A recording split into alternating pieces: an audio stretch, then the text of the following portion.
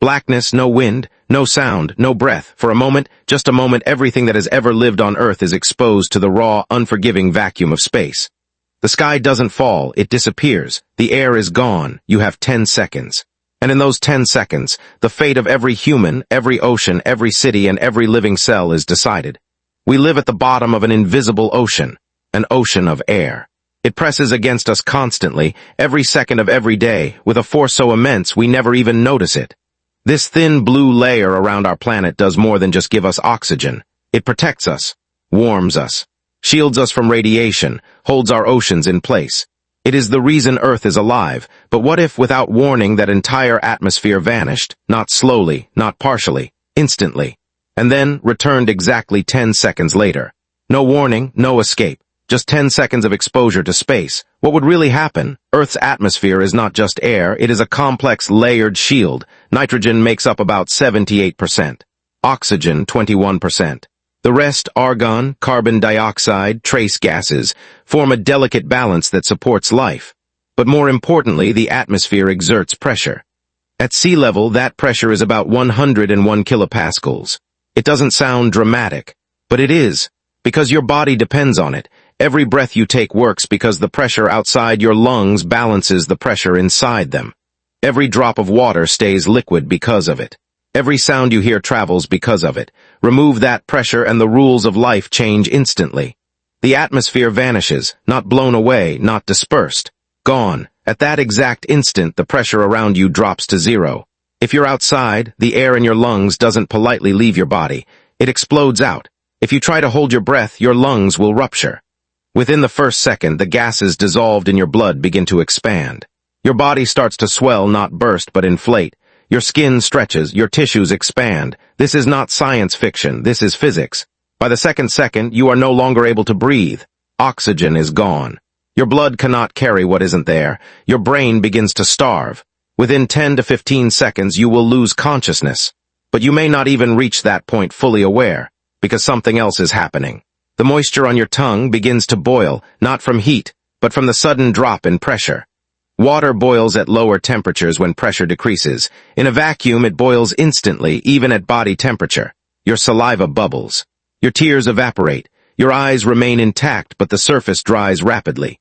At the same time, the world falls silent. No air means no sound. Explosions happen without noise. Cars crash in total silence. People scream, but nothing travels. Cities become ghostly. A moving, silent catastrophe. Look up. There is no blue sky. Without the atmosphere to scatter sunlight, the sky turns black. Even during the day, stars become visible. The sun shines harsh and unfiltered. Its radiation, normally diffused and softened, now strikes directly. Ultraviolet radiation floods the surface. In just seconds, it begins to damage exposed skin. Now shift your focus to the oceans, Earth's most massive reservoirs of life. Water depends on pressure to remain liquid. Remove that pressure, and the surface of the oceans begins to boil, not all at once, not explosively deep down. But the top layers, especially warm regions, start to vaporize. A thin mist forms. Vast amounts of water begin transitioning into vapor. Not enough to empty the oceans in 10 seconds, but enough to start a chain reaction. Space is cold, extremely cold. But temperature doesn't drop instantly the way you might think. Without air, there's no medium for heat transfer. So you don't freeze solid immediately. Instead, you lose heat slowly through radiation. But here's the paradox. While one side of your body facing the sun heats rapidly, the other side begins to cool. Extreme temperature contrast forms within seconds. Buildings stand for now. But anything relying on air pressure begins to fail. Airplanes in flight, catastrophic decompression, cabins rupture. Passengers lose consciousness within seconds. Engines stall. Electrical systems remain, but cooling systems begin to fail. Fires, they go out instantly.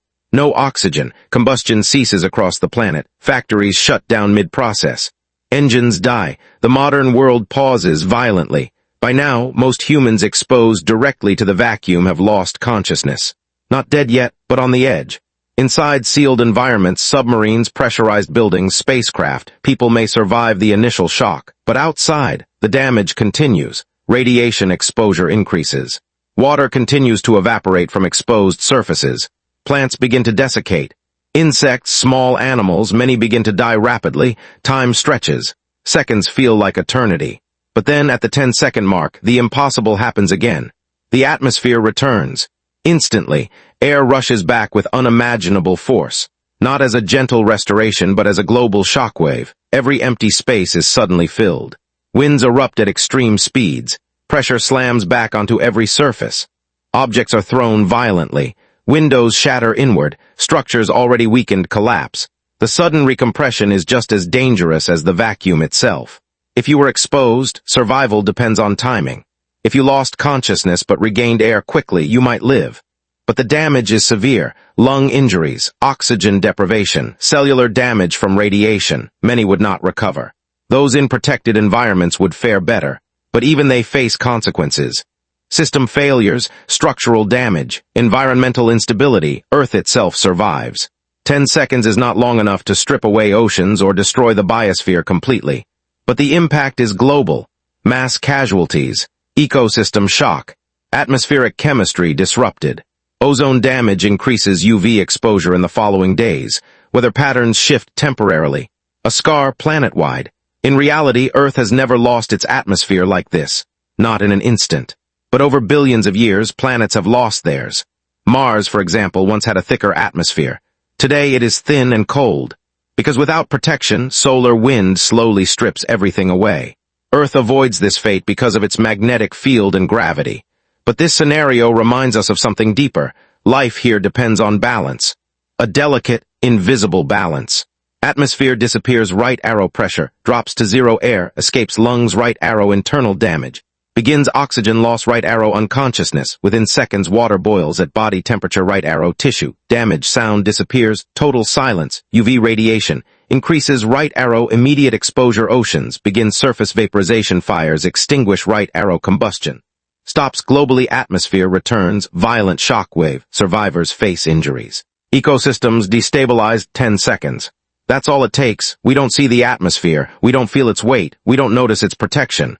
But it is there. Every second, holding life together. This scenario isn't just about destruction, it's about dependence. A reminder that the line between survival and extinction is thinner than we think. Invisible, fragile, and absolutely essential. If just 10 seconds without air can nearly end life on Earth, what would happen if the atmosphere didn't come back at all?